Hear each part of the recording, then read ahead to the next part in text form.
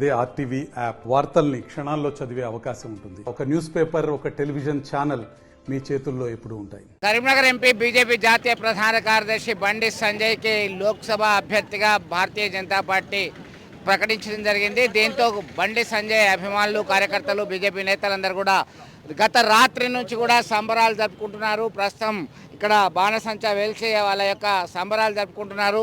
ఎట్లా చూడొచ్చు, ఈ దఫా ఎన్నికల సందర్భంగా లోక్సభ అభ్యర్థిగా మరొకసారి బండి సంజయ్ పేరును ఖరారు చేస్తూ నిర్ణయం తీసుకుంది. చిన్నప్పటి నుంచి కూడా నమ్మిన సిద్ధాంతం కోసం కష్టపడి పనిచేసే మనస్తత్వం కలిగినటువంటి నాయకుడు బండి సంజయ్ గారు.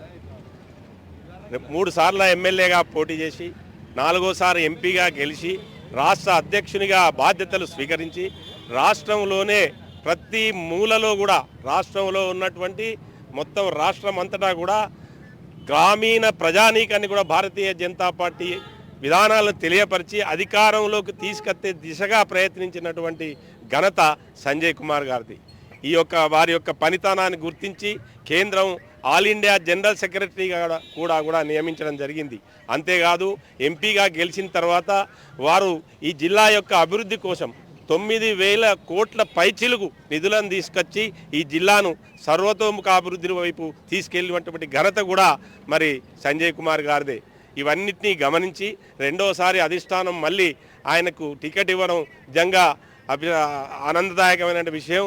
మరి 2వసారి కూడా వారికి టికెట్ ఇచ్చి గెలుపు కారకులైనటువంటి మరి ఆల్ ఇండియా పార్టీ నడ్డా గారికి, మోదీ గారికి, తర్వాత అమిత్ షా గారికి భారతీయ జనతా పార్టీ తరఫున కృతజ్ఞతలు తెలియజేస్తున్నాం. అంతేకాకుండా ఇచ్చినటువంటి సీటు నిలబెట్టుకోవడానికి కార్యకర్తలమైన మేమందరం కూడా ఈ 2 మాసాలు ఆహర్నిశలు శ్రమించి ఆయన గెలుపు కోసం కృషి చేస్తాం. అదే కాదు, ప్రజలు కూడా ఆయనను గెలిపించడం కోసం అందరూ కూడా ఆయనకు ఓట్లేసి గెలిపించాలని చెప్పి మేమంతా కూడా భారతీయ జనతా పార్టీ తరఫున అభ్యర్థిస్తున్నాం.